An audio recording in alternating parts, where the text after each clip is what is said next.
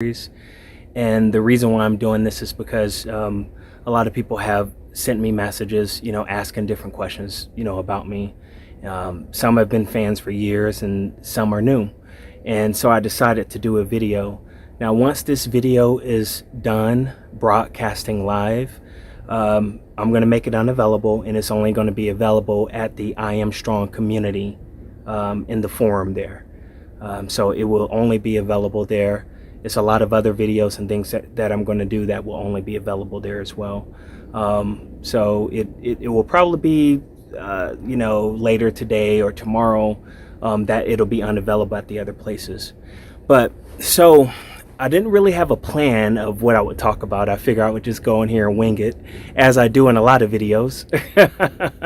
So basically, I'm Steve Ryan, and in the acting world, I go by Steve T. Ryan. But for music is just Steve Ryan.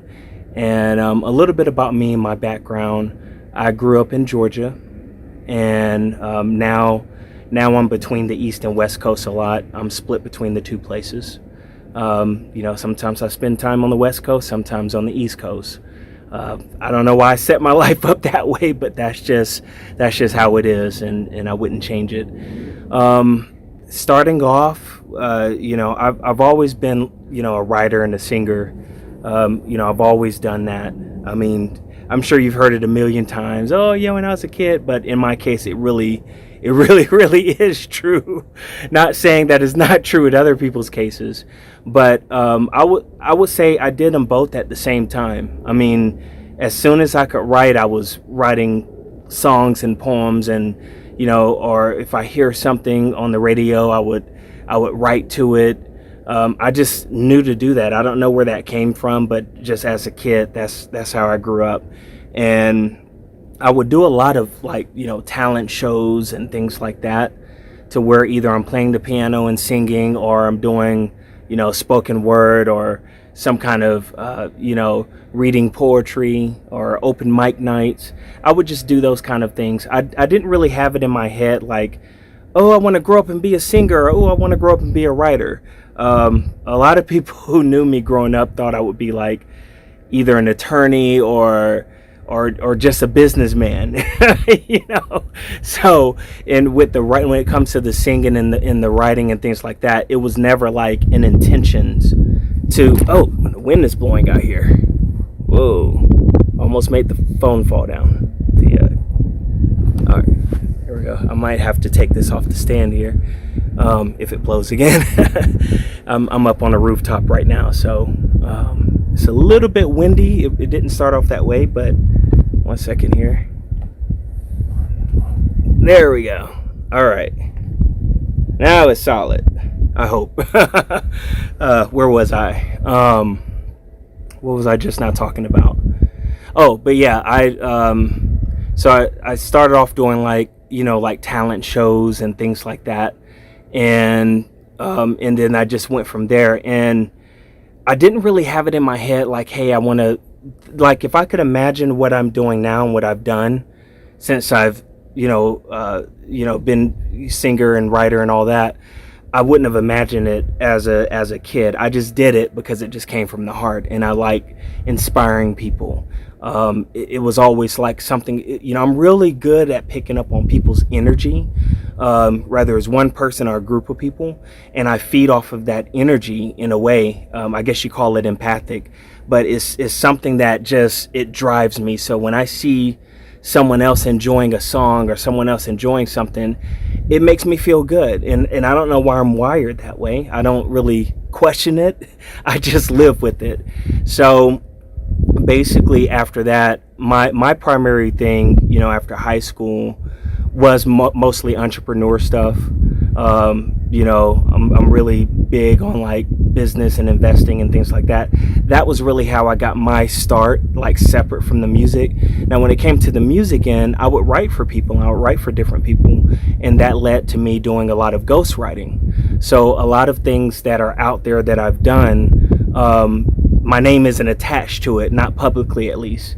I have saved every agreement, every agreement I've done, every money I've received, in the past, all that is saved. I'll never throw that away or delete that, because that's my proof, you know. So that's how I started off, is really ghostwriting. And at the time, I didn't care to be, about being a ghostwriter, because I just enjoyed doing it. It wasn't about the name recognition. But I feel like once I took the leap and started releasing like my own stuff, 2010 is well, actually, technically, I released my first book in, was it 2006 or 7? I can't remember. But I released my first book called A Divine Connection. That was my first publicly thing with my name on it. I don't think that's available right now, or if it is, it's like specialty category. But then 2010 is when I released my first album. I remember when I was in the studio recording the first album, not to bring this up, but I guess it's been, playing around, but I was actually in the studio recording when I heard about Michael Jackson passing away. And, so I always will know where I was during that time. It's a special connection to that first album, because I remember exactly what I was. I remember exactly the song that I was doing was Reaching to Your Soul. And when I heard about that news, it made me connect with that song even more, because I was like, I want to make sure that, I'm sharing this message of not giving up on dreams. When you look at a point in your life to where it's like, what have you done? Where are you going? What makes you happy? And what are you doing to drive toward that? So that's my connection as far as when I was recording that song and what was going on at the time. And then after that, after I released that first album, it's called Steve Ryan Presents, but that was released in 2010 in July. I don't remember the exact date, but I know the month. It was in July. And after that, I really didn't know at the time that I would still be doing this. I just kind of did it. I wasn't really even caring about responses and all that, but it was responded to very, very well. I remember that year I first made my Facebook fan page, and I forget what other social media was available at the time. I made a website. So me being a business person, it was certain things that I was going to do from jump. And that was just me, and just seeing people's response. I wouldn't change a thing. I mean, if I know what I know now, my vocals probably would be at a different level, production would be at a different level, but I wouldn't change it, because it's made me who I am today. And the fact that so many people supported me at the beginning, and now, but the fact that that support was there. Of course, there was criticisms too. You know what I mean? And the biggest criticisms I hear is my dad's voice in my head. But I know he loved me, and I'm not going to get on that subject. but even though there was criticisms, the voices that was receptive and supportive was much louder and a lot more. I would say it was probably 70% positive, 30% extremely negative. And it's always going to be negative. There'll never be a scenario where there's 100% positive. It just won't be. Just like, a few days ago, I released this video about the I'm Strong community. It was a nice positive video. And of course, you have people hating on it. Most people like it. But I'm like, you can never escape that. You can never escape having haters. And it makes me wonder, like, why are you even subscribed to my channels, or why are you even subscribed to my email? Like, if you're going to hate on my stuff, but I let that go. And I'm like, okay, maybe that's just people who love doing that. But most of the time, I don't care. Well, I would say 99.99% of the time, I don't care. The only time that I do care is if it's something like when I released the last video of my dad playing the piano. I disable comments and things, because I don't want to hear it, because that's sentimental. That's my pops. He's gone.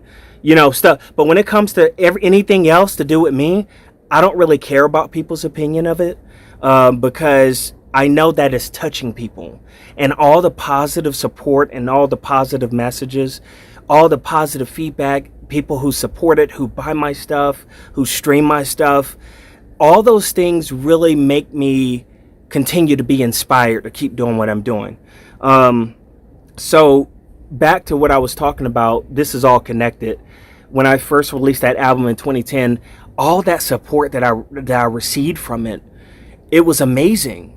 And it really touched something inside of me to where it was like, Steve, you have to keep doing this. Like, this is, it's hard to describe the exact moment of it, but it was just the fact that I had zero expectations of being an artist. I had zero expectations of being publicly out there. I was just the ghostwriter behind the scenes.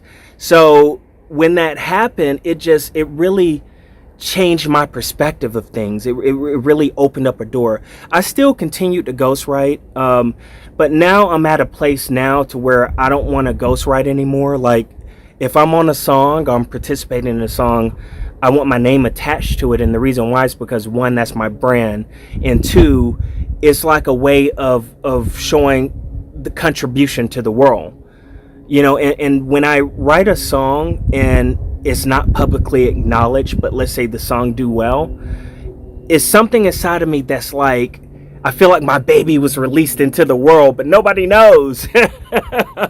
So, and that's why the ghostwriting thing, I've really made a decision to stop doing that. I mean, I still do a little bit now, but for the most part, I'm going to really skip those projects moving forward, because this is where I am now moving forward. I don't really want to be in that world anymore.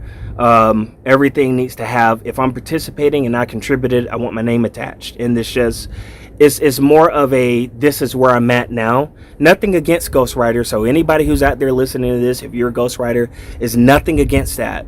I totally appreciate where I've come from, because that helped me hone my craft.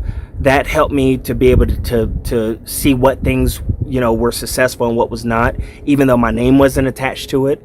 And that was okay, because at the time, that was that phase of where I was at. But now that I'm where I am now, is publicly moving forward.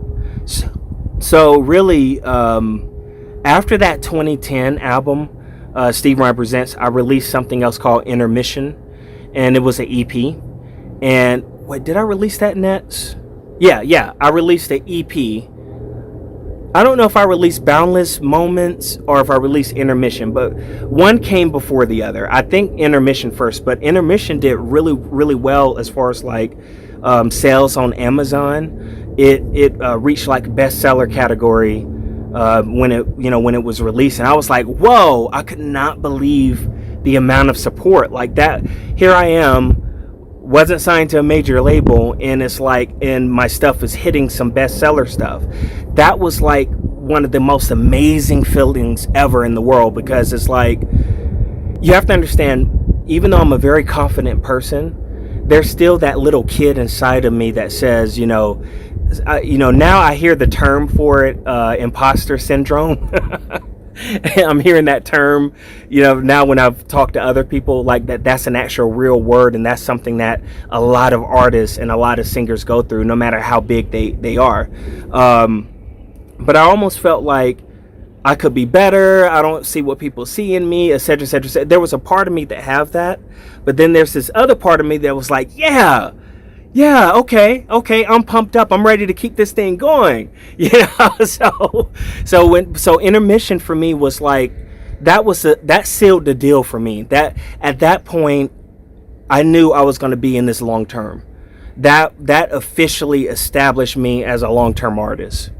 And I kicked up my game ever since then. And Boundless Moments, really Intermission and Boundless Moments, they were all live, like all... not live, but what's the word? I had the full band in the studio. It was that particular album, I intentionally didn't want to do electronic. It was one song on there, real-time house jam version. That was electronic after the fact, that a producer did that after it was all done. But everything else was all live. live drums, live guitars. I mean, it was fun, and I want to put some of that footage out. I need to find it. I know I have some out. I think the Your Stare song, I have some of that footage out where you can see me in the studio with the musicians and things. I didn't play the piano on that. I do play piano, but I wanted people who were better than me at the instruments to play. And the piano for me is good for songwriting. Like if I'm coming up with songs and things, I can come up with the melodies, playing around on the chords. That's good for that. And when I do some future live performances, I'll do some things on the piano too. But I am going through some piano coaching to improve even though I've been playing piano since a kid, I'm going through coaching now to get my playing on a higher phenomenal level. And really not take it for granted, because I must admit the piano I have taken for granted, because I can go a very long time without playing and then just get back on it like I haven't played. And I said, I got to stop taking it for granted. I have to make sure I devote enough time, even if it's 5 days a week. Like when I woke up this morning, I spent 20 minutes on the keyboard. So I'm making a conscious effort now because I know where it can be. If I can go a long time without playing and I can get on it and easily find my way around and be cool, imagine if I actually make a real effort where that will be, and combine it with the singing. Oh man, that's going to be amazing. So I'm really excited about that, because that just takes things up to another level. But Boundless Moments, that was a really, really, really great album, because all the producing, everything was just live instruments. I know we're in a world of a lot of electronic, but I'm never going to give up on the live, like, completely. I am doing some more electronic stuff, but it's still going to be some live stuff in the future as well, because it's the energy of connecting. It's that energy of the music. And I've always been drawn to live music. That, like, it's something about that just really, if I had to pick live versus recorded, I'll go live every time, because it's something about the energy that you're sharing with the audience, and the musicians, and just that vibe, and just going and going. That's amazing. You can't beat that. So Boundless Moments, I believe, was released in 2013. Yeah, it was released in 2013. And after I released that album and I saw how the people was responding to that, that's when I said, let me release some more books, because I had one book under my belt, but then I wanted to release more books. And that's when I hope you all can hear me, because the wind is picking up a little bit. I'm probably going to cut the live stream shortly, but that's when I did the Love Poems, Are You the One? Because I had a ton of poetry and songs written, a ton of that stuff. And what Love Poems was about, Love Poems, Are You the One, is that, outside of music, I life coach people too as well. And, sometimes people, and also marketing consulting, because I like those things. I like coming up with ideas. I love business and music is like parallel for me. I love, like, starting a business or helping someone start a business and creating something from nothing and making it work. That's like the most amazing feeling in the world. But the reason why Love Poems, Are You the One came about was because that when people have relationship issues, because that's a heavy subject. That's a heavy subject. Love, and are you with a soulmate, or a life partner, or are you going through heartbreak? That stuff is serious. Like, a lot of people go through that, and sometimes they don't know how to deal with that. And so what that book touched on was just the different experiences, some of my own experiences, but a lot of it was other people's experiences and what they've gone through. And and it was written, it's not just poetry, but it's some excerpts in there too as well, where I would talk about it and discuss some things. But it kind of gives a different perspective on love than just what's shown on movies or just what's written in love songs. Because sometimes with movies and love songs, it can paint this picture of how love is supposed to be, and I find that a lot of people will try to live up to the image of what it's supposed to be. And my true philosophy when it comes to like relation, and this is just my opinion, when it comes to relationships, is do what's best for you and your significant other. Do what's best for you to have the relationship that you want to have, and not the relationship that you're supposed to have based on what society says or what movies says or what songs even say. So I don't feel like it's a right or wrong. I feel like it's more about what two people want to do. As long as you're not deceiving each other and you're open and honest and you're being yourself from day one, then it works. I find that a lot of situations don't work when people are in it for the wrong reasons, or they're pretending. Oh, here's the wind again. I almost blew this over. Or when they're let me adjust this. When they're pretending, or they're being fake and being someone that they're not. That's when I feel like relationships don't work. But that's just my opinion. I'm just kind of summing it up. I know it's all kind of scenarios. Some people have a family, and then we have family and assets together that can make it complicated. I understand those things, but at the end of the day, I feel like if people are honest with themselves first, and also being honest with each other, and they get into a situation with those two conditions, it's going to work. That's just how I feel about it. But if people are not honest, or they are not real with themselves or their partner, then it's not going to work. But that's what inspired that book.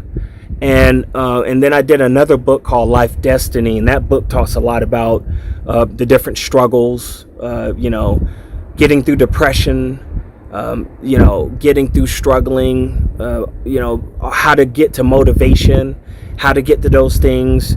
It's really an inspirational book, because as a person, I've gone through depression myself, and I still have my moments that I get discouraged. But I find now when I'm discouraged, it's because I'm extra tired, or I'm not giving myself enough of a break, or I'm not relaxing enough. You know what I mean? Like, because sometimes I get so excited about everything I'm doing that I would just keep going and going and going and going. And sometimes I don't know how to stop until I'm just flat out tired, and I just fall to sleep wherever I land, whether it's the couch, the floor, wherever, if I even make it to a bed, but that's how, my passion for what I do, it drives me like that. But the moments that I get discouraged is when I do that so much. But now I try to make myself take breaks. I don't overly force it, but I try to recognize, like, okay, I need a break. Like, what's today? I think today is a Tuesday. Like, yesterday I was super tired because I did an acting film on Saturday, then I was in the studio Sunday, and by the time Monday came, I don't know why I had a bunch of stuff scheduled that I needed to do. I was just so tired. So I said, you know what? Today, whatever I don't get to, it's okay.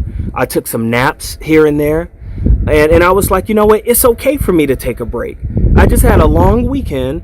Why not take a break? And now today I'm all energized, and I'm like, I'm gonna go ahead and do this video and some other things I'm gonna get to, But so I'm learning to go with the flow of how I feel. In terms of like when it comes to breaks, because I go with the flow when it comes to getting things done. I've always been good at that, but when it comes to taking breaks, I'm learning to go with the flow better with that. It's hard for me to really plan breaks because, especially in the entertainment industry, things pop up at the last minute, and things just pop up, and it's hard to really plan and say, okay, I'm going to take a break Friday. Well, what if this, something comes up and you have to deal with it, So that's why I've learned to kind of go with the flow of breaks. But yeah, and that brought me to the Life Destiny book. What else was it? Oh, Christmas Poetry for Everyone. That was released around the same time, 2013, 2014, somewhere in there. And so that what else? I feel like I'm missing something. It's a shame because it's like I do so much stuff that sometimes I forget what I've done. I have to actually go and look it up like either look through my files or go online and look and see, okay, what's been released. I mean, I keep it all on the spreadsheet now too, so sometimes I go to that. But just remembering off the rip, I don't, because I'm always focused more on present moment and moving forward. And then I went through this thing where it was another album, Smooth Melodies. Now with that album, when I actually went through, it was this label called Tate Music Group. They're closed now because the owners were like embezzling and stuff. But I originally released it through that label, and I knew it had sales and things like that, but they didn't pay me any money. And I was actually going to file a lawsuit about it because I know it was generating.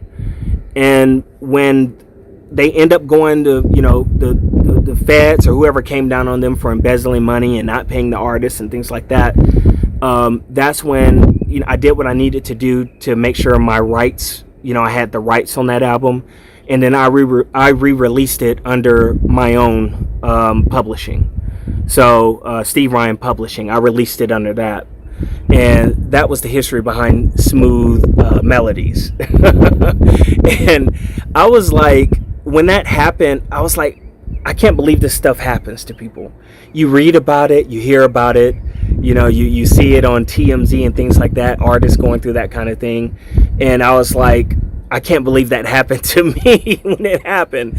They just flat out didn't pay. I'm like, how are you going to have an agreement, and we have an agreement of what it's supposed to be, and the percentages that I'm supposed to get, and you don't pay it?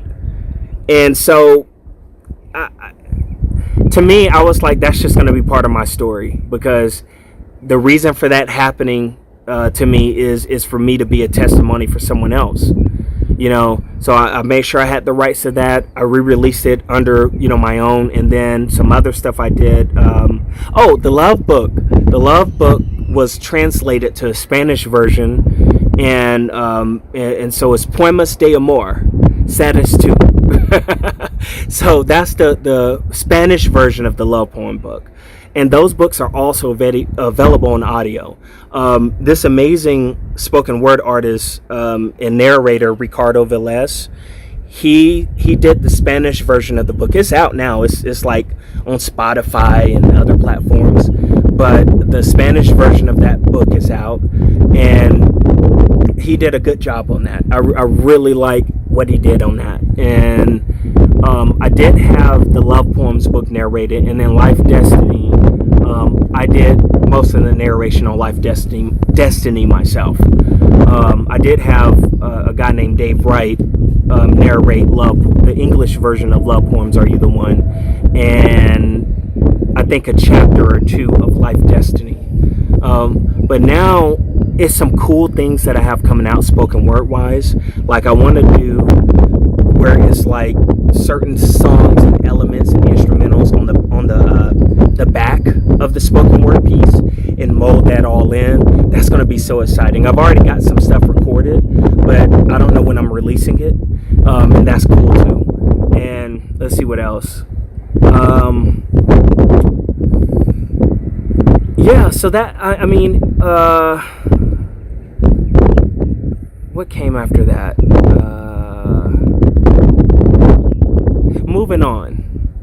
Moving On came after that.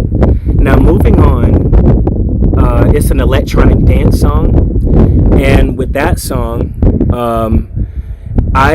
originally that song was released through Warner Chappell EMI sub-label Infire, and that's how that was released. And that was kind of cool to be released through that major distribution, because the agreement was with them. I wasn't signed to where I couldn't record other stuff. It was more of like that song was signed through that label, through the Warner Chappell EMI Infire. But recently, I forget how long ago, I did come to an agreement to where they'll take it down and I re-release it through my own publishing. So we did come to that agreement. Nothing against them. I'm not going to be on here and say anything bad, or anything like that. That was just more of a business decision to do that, to do it that way. So it's been kind of cool to work with major labels, but not have to be signed to where I can't do my own stuff. So now I rather do deals where it's like project based. Like if I want a certain CD assigned to a label or something like that, I'll do something like that. But as far as me signing, I mean, it depends on the deal. I'm not going to sit here and say I'll never, ever, ever, ever do it. But I'm really not inclined to mostly do it for the most part, because I really like doing my own thing. I really like it because it's the control over it. I have great work ethic. I'm a good business person, and I already have an established fan base, and that's supportive of it. So that makes me not as open to doing. It's almost like this saying, you can't feed someone who's already full. and it's good to be in a position where if you want to do a deal, you can, if it fits for you. But if it doesn't work for you, you can feel free to say no. And this is why I'm so inspired to share more things with people, to share what I've gone through with people, and to help people with certain mindsets with things, because having that energy, having that feeling, that's something that I want everyone to really experience, to where you can make life choices based on what you want to do and not because you have to do it, and not because you're forced to do it. That's such an amazing feeling. So I'm gonna wrap up soon here because my throat is getting dry. I need some water. I didn't bring any with me. I was just so excited to get to the live stream. But yeah, that's the story behind Moving On. I really like Moving On because that song is like a representation of, moving on, moving forward. Like if somebody lies to you, or no matter how much people try to deceive you, they can't deceive you. You can see through it. You can trust your gut. You can keep moving forward. That's what that song represents. Sorry if my arm is looking weird because I'm holding the stand here so it doesn't flip over because of the wind. There we go. See the I Am Strong shirt? Another color. But yeah, but that was Moving On. And then just the way the music was going with it and all that. That was a fun song. I really like doing that song. And then what else? After that, I know I'm missing some stuff, but that's okay. Oh, Miracle of Love. Miracle of Love. I worked with this producer in Miami on that song. I really like that song because it's like a Latin flair, like a Latin pop flair. And I remember being in Miami recording it. Like, I love the beach. And that song, when it was recorded, it was like, for some reason, everything was seeming like it was going wrong that day, but I was determined to get to the studio, no matter what happened. I was late, not by fault of my own, but I was late, and, well, I'll tell you, I got pulled over. So I didn't get a ticket, but I got pulled over, and the cop was being a real jerk, but he ended up not giving me a ticket. And I probably should have got a ticket because what did I do? Oh, you know how when the light is, when you have the turning light on, and you know how it's going to go, it's about to go yellow and then red. You know how like people are rush and try to catch it anyway when it's yellow. Well, I was one of those people that, when it was yellow turning red, I still kind of kept going.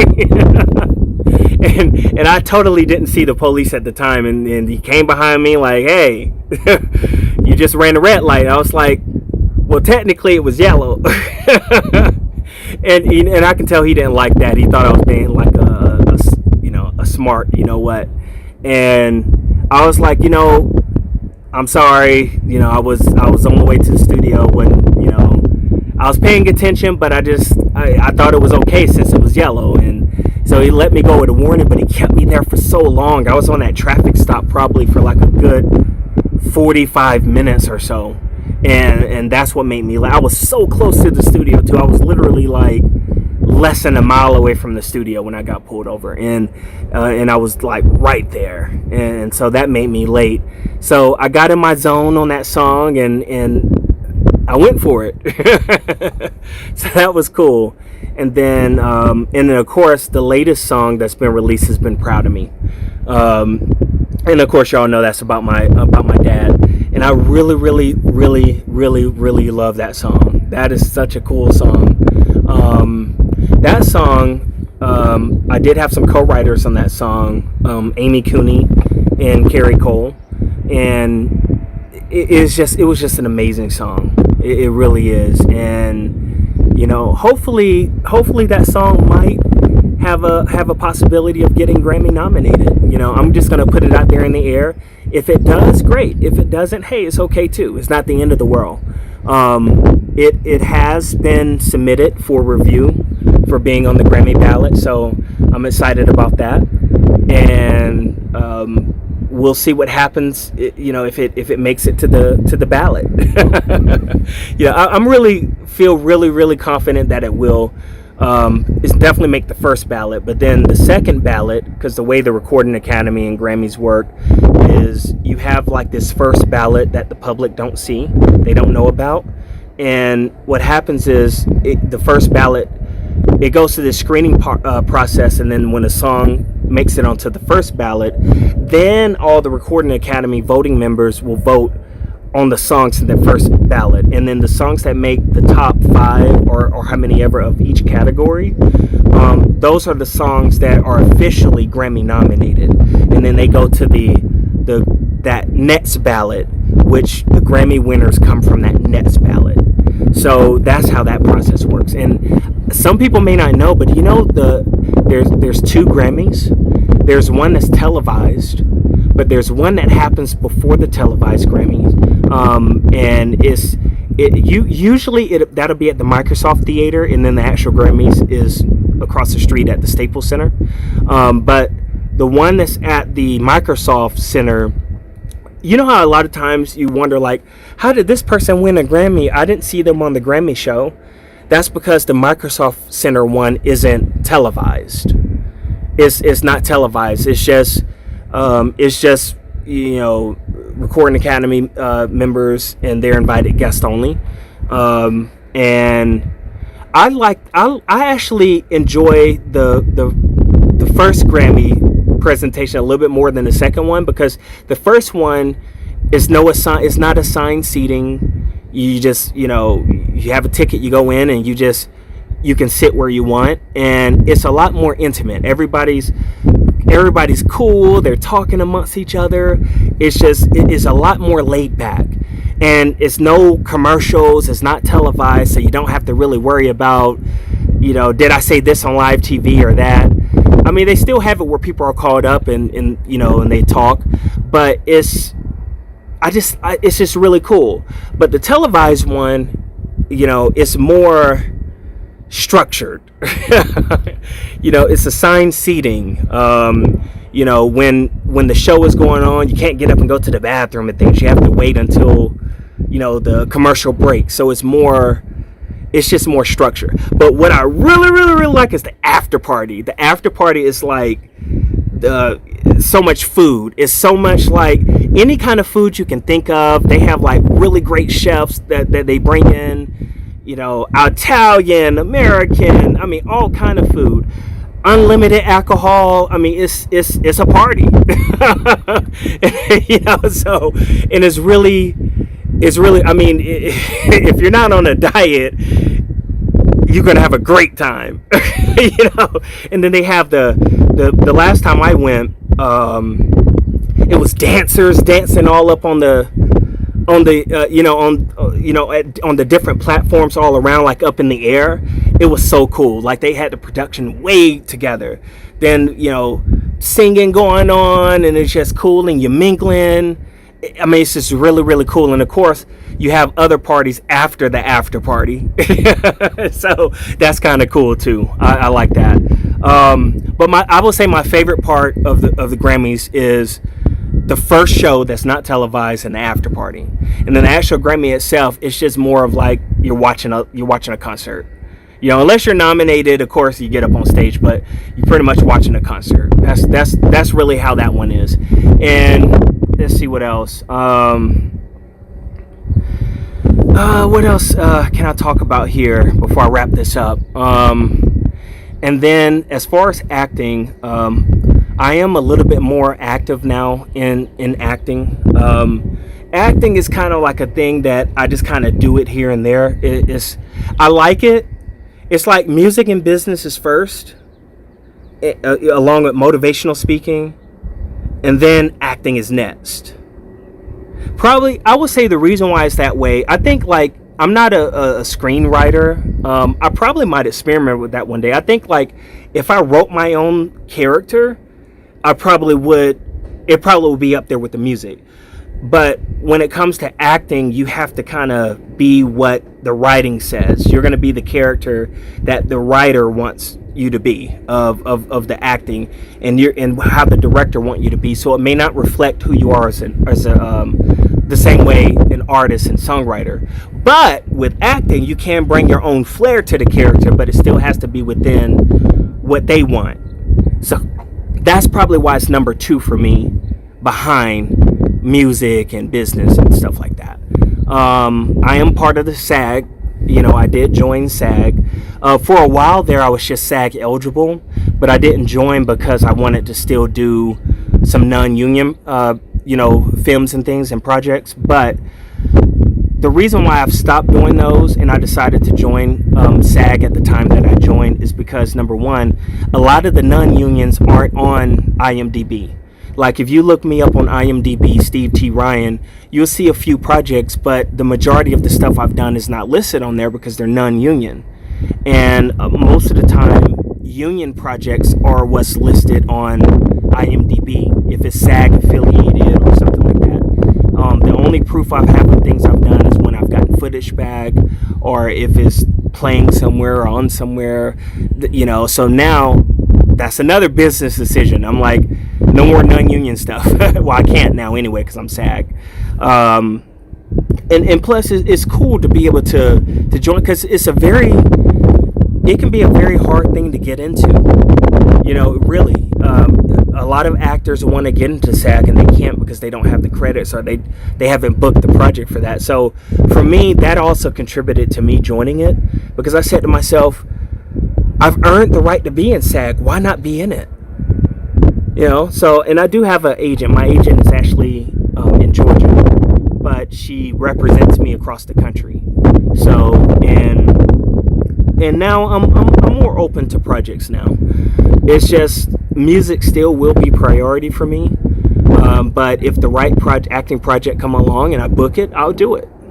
So I think that's about it for today. The only other thing, I do have a book of quotes coming out. I'm excited about that because I do a lot of quotes. A lot of quotes I made up, and a lot of these quotes I've already copyrighted. So most of them I've copyrighted over the years, and I was like, and that's why now if you follow me on Twitter, or I think it's on Facebook too, but I have a lot of them are already scheduled to come out, and so it's being released. So it's not that I'm sitting on there tweeting and posting every single day. I don't actually. A lot of my posts and things are scheduled out ahead of time. Of course, unless I'm doing a live stream, then you're seeing it live. But it's a lot of good. I think on my Twitter, it's tweets scheduled out to like early 2023 or something. I know like the rest of this year and next year, that it's already scheduled out. It's already in the system. It's already there. But the reason I want to put a quote book out is because that's just another contribution. I've never put out a quote book before, and it's like now I have all the material, but now I'm trying to decide on the cover design, how that's going to look. If you're on my email list, I'm probably going to be I'm thinking of emailing the email list to ask them their opinion on a couple of titles. So join my email list if you're not on it already.